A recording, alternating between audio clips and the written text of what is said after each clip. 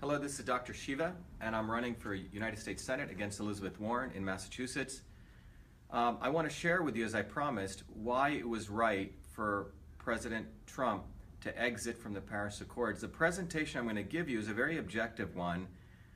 We need to recognize that many people who are supporting the Paris Accords, if you ask them, why should we have been in this, give me one benefit, no one can really give any benefit. In fact, I haven't had anyone rationally explain even one benefit. What I'm going to explain to you very quickly here so everyone can understand in very simple ways is why it was important that Donald Trump got out of this, why it was essentially going to support an international collusion to basically support the polluting of our environment, and more importantly, to basically tax all of us, businesses, small businesses, big businesses, primarily a lot of small businesses, and every consumer here with a carbon tax. And it's a very simple exposition of this, and I hope I make it clear to you. And obviously, if you have questions, we're periscoping, you're welcome to join us. First of all, let me explain something very basic here. So in this circle, let's consider the fact that we have a lot of businesses here. These are businesses throughout the world. And these businesses, are producing different things. And let's assume these are typically manufacturing businesses. They take resources, raw materials, they process stuff, and out comes products from these businesses, which typically go to the consumer. There are a lot of consumers here. This is, you and me over here. And we buy these products and we pay this company some dollar amount. Now, many of these companies, because of the manufacturing process, do put out carbon and CO2 into the environment. Let's call that broadly, pollution, okay?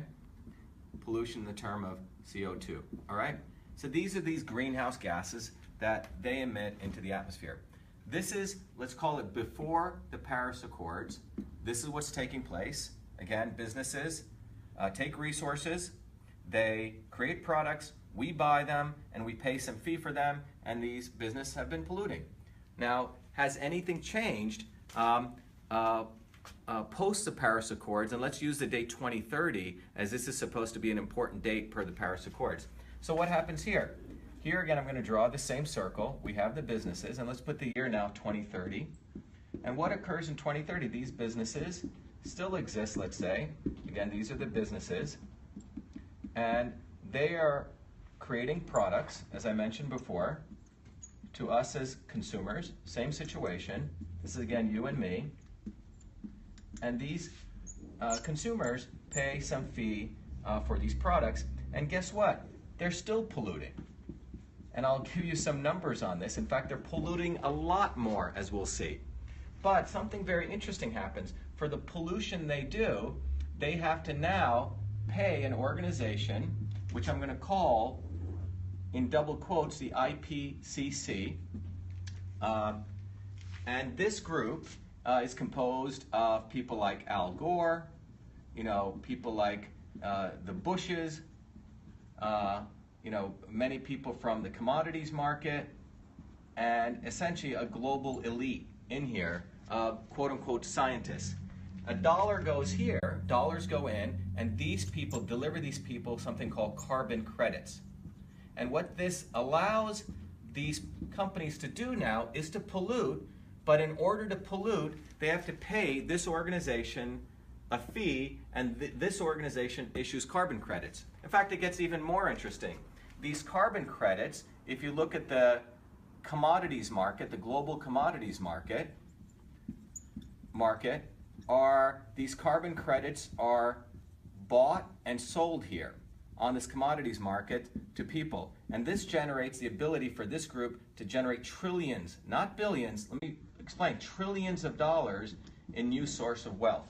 So these carbon credits were created by this group as a vehicle to essentially charge polluters something, and this group has the potential to make trillions and trillions of dollars.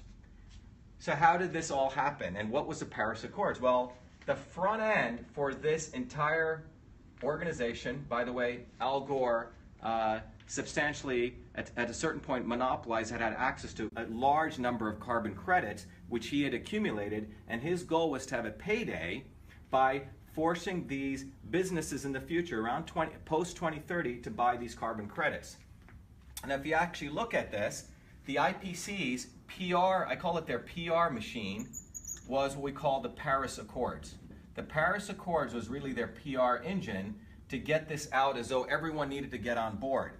And what the U.S., if you look at the United States here, put the flag here, the U.S. Was being forced by the IPCC. By the way, this included establishment Democrats and establishment Republicans, who were essentially telling the U.S. government that it needed to create what we call a green fund. And this green fund, and I'll explain what this was really about, the U.S. was going to have to put $100 billion into this green fund. And what was this $100 billion for? Well, remember, the countries who are polluting really didn't want to be part of this. They didn't really want to be part of the Paris Accords. Why? Because they have to pay fees to the IPCC. So how do you get them to be part of this? So if I do this over here, what I call the influencers of these countries, influencers of countries. So for example, if you take India, China, and you go down the list of what they call about 190 plus countries, remember, all these people have influencers, so-called advisors. This $100 billion number was going to be funneled through different NGOs to essentially pay off, and in fact, people had already gotten agreements that if they joined the Paris Accords, that they're going to get dollars funneled to them. This is why people were involved in this. In fact, some of the WikiLeaks stuff came out. Jairam Ramesh, one of the key advisors in India. Originally, if you go look at it, he said that the glaciers were not receding, and later on it was stated that the glaciers were receding. And in a recent email in WikiLeaks, he was actually thanking John Podesta for making all of this occur. So you have to really start thinking about what took place. But fundamentally, Trump wanted to exit this because I think Trump realized what was really going on. And what was really going on is this. The mafia of the IPCC was using the United States instrument, our Congress, our tax dollars, to funnel about $100 billion here, so we would pay off these people to join the Paris Accords. Now, let me just tell you, $100 billion is a relatively small amount because these guys were going to make trillions. So let me follow this through again so you get it. Businesses today are polluting. Just to give you an example, China today pollutes around 11 billion tons of carbon into the atmosphere. 11 billion tons of carbon. That's what they're doing today.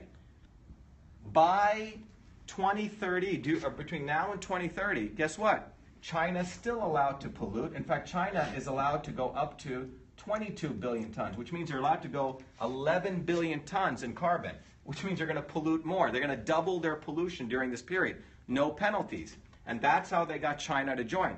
After 2030, there's going to be a big payday for these guys because they're going to be able to sell China carbon credits. I hope everyone's following. The bottom line is these set of 190, in many ways, so-called influencers and advisors, many of them essentially are waiting for this $100 billion payday, supported the Paris Accords because they're going to be paid, and that's how they force their countries' prime ministers and people to say, yeah, we got to join this Paris Accords. The reality is when you step back and look at this diagram, who really profits is the who are going to make money on carbon credits as they fluctuate and rapidly grow in price post-2030. So a $100 billion payout to most of these corrupt officials, it's very well worth it for them because they're going to have a 1,000%, 100 to 1,000% increase in profits. So fundamentally, what Donald Trump did was he saw the scam, which is what it is. And fundamentally what this does is makes liberal bourgeois feel good that they're part of the Paris Accords. In fact, the MIT president has said, we have conclusive evidence that temperature has gone up. Let me just make it very clear that Hansen, the guy who came up with this temperature rating at NASA, during the 1950s to 1990, they used what they said was the average temperature, 1998. During that period, that's how they measured the average temperature. And they said the average temperature was 15 degrees Celsius. And they predicted in around 1988 that temperature was going to go up. So again, in 1988, papers are starting to come out saying the average temperature measured between 1950 to 1980 is 15 degrees, and they're saying, temperature is going to rise on the planet Earth. Well, what happens? By 1995, 1996, they find out the temperature actually, in fact, gone down a little bit. It was not going up. And somehow, mysteriously, around 2002, Hansen says, yes, the temperature has gone up.